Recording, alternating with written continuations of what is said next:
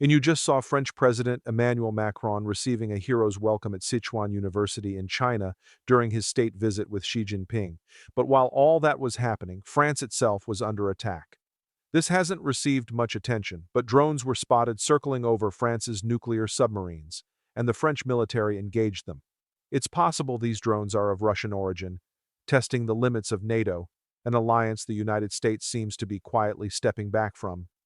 Unidentified drones were seen over France's top nuclear submarine base yesterday, and the military responded, though it's unclear if they successfully shot them down. This follows the recent assassination attempt on Ukrainian President Volodymyr Zelensky. When Zelensky arrived in Ireland to speak at Parliament, where he received a standing ovation, multiple Russian drones were reportedly in the path of his plane as it landed. His early arrival may have prevented a direct strike that could have been fatal, and yet there's been virtually no reaction from the United States in support of Ukraine or its European allies. Media coverage almost non-existent. What we're seeing from the United States right now is frankly a major betrayal of Europe.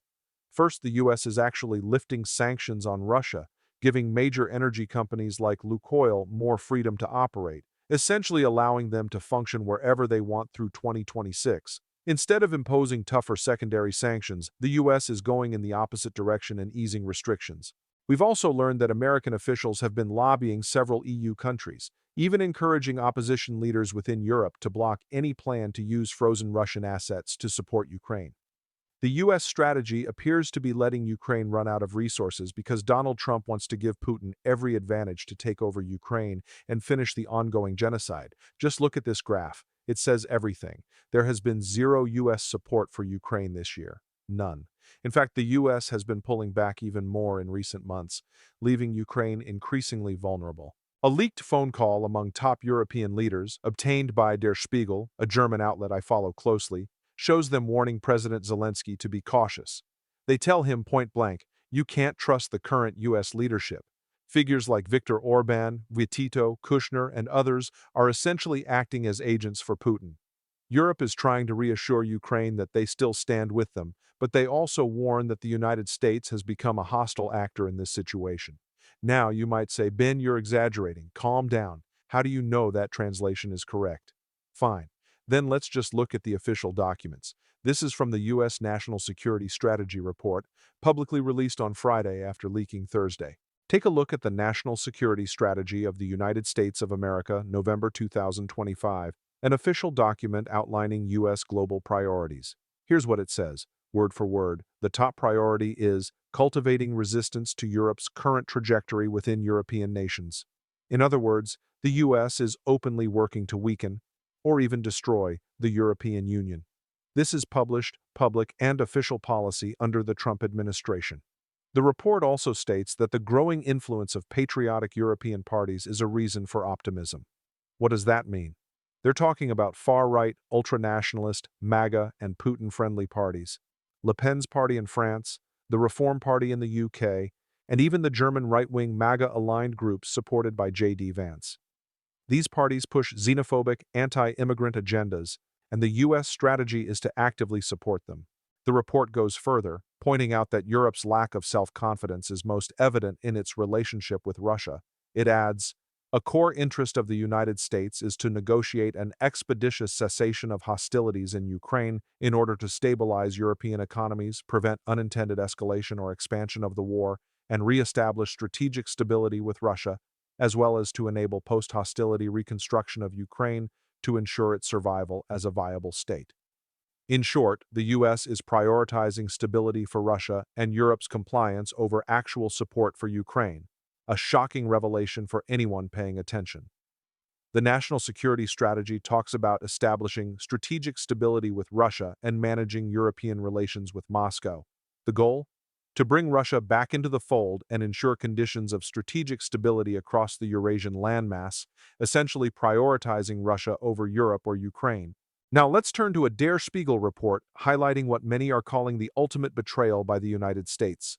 According to leaked notes from a high-level call between French President Emmanuel Macron, German Chancellor Olaf Scholz, Finnish President Alexander Stubb, NATO Secretary General Jens Stoltenberg, and Ukrainian President Zelensky, Europe's leaders privately warned Zelensky that the U.S. might pressure Ukraine into territorial concessions without providing security guarantees.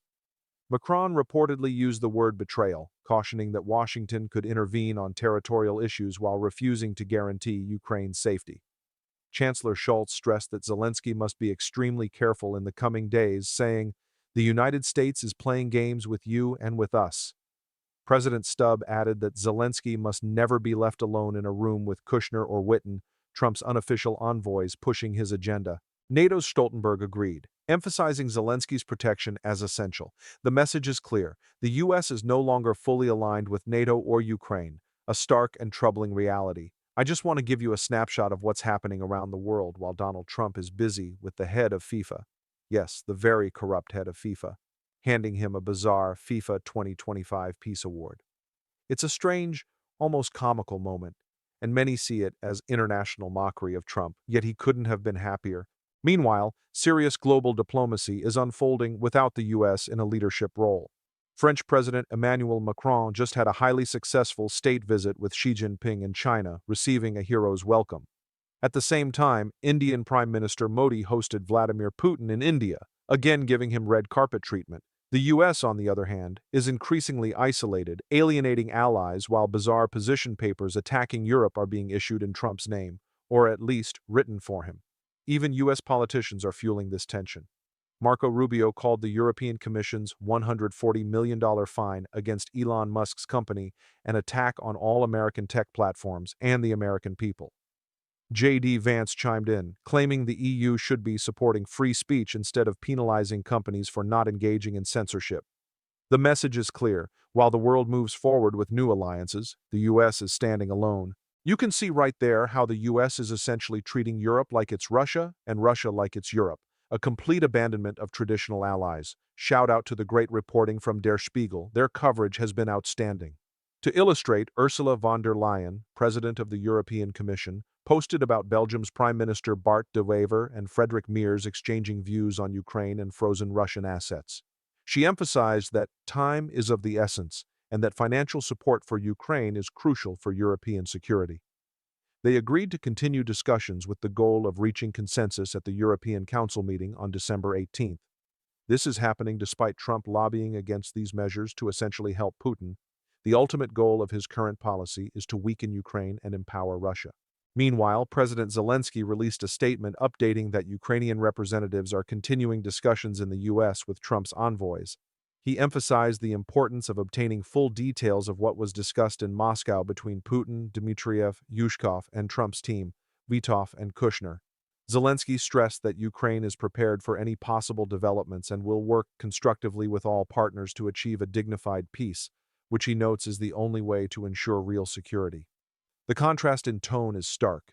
Ukraine's leadership is focused on strategy and dignity, while the Trump regime is actively undermining their allies. Let me know what you think in the comments. Chances are you're not hearing this reported anywhere else. So if you haven't already, please hit that subscribe button. We're on our way to 6 million subscribers, and your support helps us keep growing. You might think you're subscribed, but double check and hit it just in case. Thanks so much for watching.